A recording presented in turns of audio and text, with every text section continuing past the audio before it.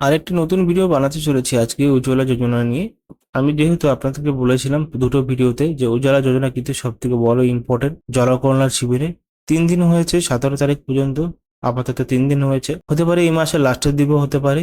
এবং এটা কিন্তু আপাতত চলবে কন্টিনিউয়াসলি, যেরকম দুবারে সরকার চলতো। এখানে হয়তো স্কিমের জন্য অনেক কিছু প্রাধান্যতা আছে এবং সেন্ট্রালাইজ স্কিমগুলো এখানে পরিবেশ দিতে চলেছে, কিন্তু সব থেকে বিষয় হলো উজ্জ্বলা যোজনা।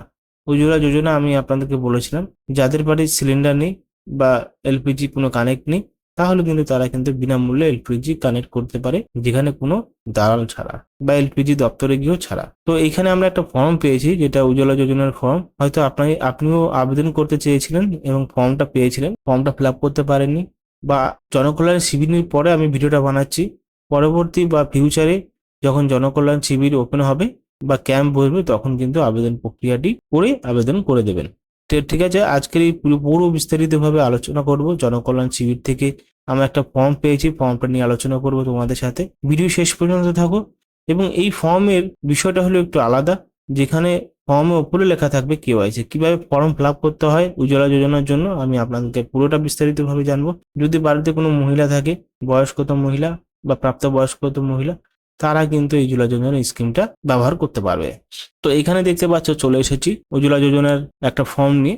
এখানে প্রথম দেখতে পাচ্ছ প্রধানমন্ত্রী উজ্জ্বলা যোজনা উজ্জ্বলা কেওয়াইসি অ্যাপ্লিকেশন। এখানে বিপিসি, এইচপিসি, আইওএসি লেখা রয়েছে ভার্সন 5.0। এটা ডিস্ট্রিবিউটারের একটা ভার্সন। কেওয়াইসি পিডিএফ, এখানে প্রথমে ছবি দিতে হবে, পাসপোর্ট সাইজের ছবি। এখানে কনজিউমার ডিটেলস, ঠিক আছে। মিগ্রেন্ট যদি হয়ে থাকো তো এখানে ইয়েস করা আছে, এবং যদি না হয়ে থাকো তো নোতে টিক চিহ্ন দেবেন। মিগ্রেট মানে এখানে যদি আপনি অন্য রাজ্য থেকে এসেছেন সেক্ষেত্রে। এখানে বলা হচ্ছে নাম নাম যেটা আধার কার্ডে লেখা আছে সেরকমই ভাবেই বসাবেন, এবং যদি মধ্য নাম থাকে বা মিডিল নাম থাকে সেটা এখানে বসাবেন। আবার যদি লাস্ট নেম থাকে লাস্ট নেম বসাবেন। মানে বিষয়টা বুঝতে গেলে আপনার নাম মনে করুন অশোক কুমার দাস, অশোক লিখবেন, মিডিল নাম হলো কুমার, লাস্ট নেম হলো দাস। তারপরে লিখবেন আধার নাম্বার।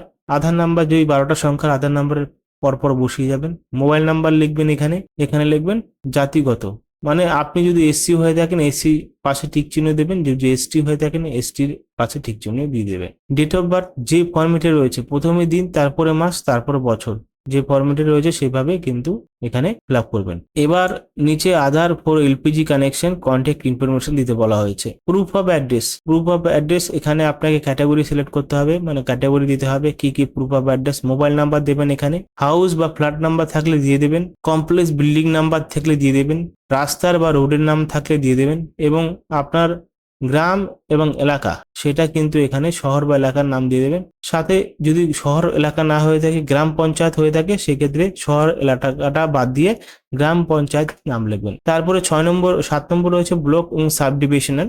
ডিস্ট্রিক্ট সেটা আপনি দিয়ে দেবেন, আপনার সাব ডিস্ট্রিক্ট বা ব্লকের নাম রয়েছে যেটা, ডিস্ট্রিক্ট লিখে দেবেন এবং আপনার স্টেট লিখে দেবেন। এবার তারপরে আবার রয়েছে ফ্লোর নাম্বার, মানে আপনি যদি হাউস ফ্ল্যাটে থাকেন তাহলে ফ্লোর নাম্বার লিখবেন, ল্যান্ডমার্ক লিখবেন, এরিয়া, পোস্ট অফিস নাম লিখবেন এবং পিনকোড এবং ইমেল দেবেন। এবার রিলেশন উইথ অ্যাপ্লিকেন্ট, অ্যাপ্লিকেশনের সাথে অন্য কোনো রিলেশন আছে নাকি সেটা এখানে তার নাম দেবেন, এবং মেন যদি ফিমেল হয়ে থাকে তার একটা ডিটেলস দিয়ে দেবেন। এবং রিলেশন অ্যাপ্লিকেন্টের সাথে রিলেশন কি কি রয়েছে, যেরকম দেখুন যদি একটা বিবাহিত মহিলা আবেদন করেন সেক্ষেত্রে তার হাজবেন্ড নেম, তার শাশুড়ির নেম, তার শ্বশুরের নাম, তার ছেলের নাম, বাচ্চার নাম এরকম ভাবে দিতে হবে। যাদের 18 বছরের নিচে রয়েছে তাদের কিন্তু দিতে হবে না, যাদের 18 বছর উপরে রয়েছে তাদের এখানে দিতে বলা হয়েছে। প্রথমে রিলেশনের সাথে কে কে রয়েছে তার শ্বশুরের নাম লিখবেন, এবং আধার নাম লিখবেন, আধার কার্ডের নাম্বার দেবেন এবং তার একটা সিগনেচার দিতে হবে। এবং এখানে ছেলে না মেয়ে এবং আধার কার্ডের নাম্বার দিতে হবে, নাম দিতে হবে। দ্বিতীয় নম্বর তার শাশুড়ির নাম লিখবেন, তৃতীয় নম্বর তার হাজবেন্ডের নাম, তৃতীয় নম্বর তার বাচ্চার নাম। এইভাবে কিন্তু নাম লিখে যেতে হবে। আপনি সমস্যা নেই হাজবেন্ডের নাম থেকে শুরু করতে পারেন এখানে, কারণ তার রিলেশন অ্যাটাচ রয়েছে তার হাজবেন্ডের।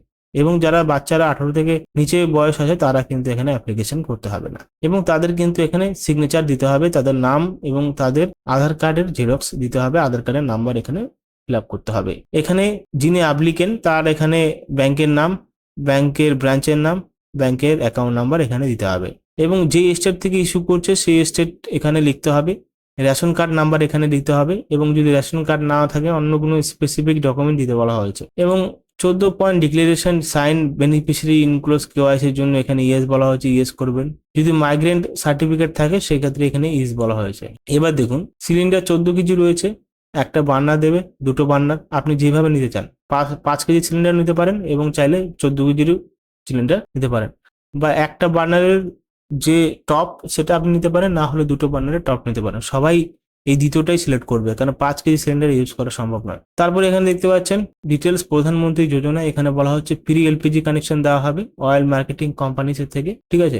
Scheme cash assistant to cover post security deposit cylinder pressure regulator post দিয়েছে, এটা বলা হয়েছে। কি কি দিতে হবে প্রুফ অফ ডকুমেন্টের জন্য? আধার কার্ড দিতে হবে, পাসপোর্ট সাইজ পাসপোর্ট দিতে পারেন, পাসবুক বা ব্যাংক স্টেটমেন্ট দিতে পারেন, রেশন কার্ড বা নেপসি card, driving licence, voter ID card, passbook, post অফিসের account statement, water bill, electricians bill, property tax receipt, তারপর ইন্স্যুরেন্স পলিসি, মানে এটা হলো পিওপি ডকুমেন্টের জন্য। লেটার কার্ড, ঠিক আছে, bank, photo ID, completion address, তারপরে আর্মস লাইসেন্স, ঠিক আছে। এই সমস্ত কিন্তু আবেদন করার সময় লিস্ট অফ পিওএ ডকুমেন্ট দিতে পারবে। এর হচ্ছে প্রথম নম্বরের, মানে প্রথম একটা ফর্ম। এবার দ্বিতীয় নম্বর ফর্মটা নিয়ে আলোচনা করি। এটা রয়েছে দ্বিতীয় নম্বর ফর্ম, ঠিক আছে। এখানে আপনাকে লিখতে হবে ডিআর এলপিজি ডিস্ট্রিবিউটর, আপনার নাম এবং ওয়াইফ অফ আপনার হাজবেন্ডের নাম, আপনার বয়স এবং আপনি কোথা থেকে রেসিডেন্ট, এখানে আপনার অ্যাড্রেস দিতে হবে। দেওয়ার পরে আপনাকে এখানে বলা হচ্ছে ইনফর্ম, এটা address another mobile number inform দিতে হবে, আপনার হাজবেন্ডের নামে লিখবেন,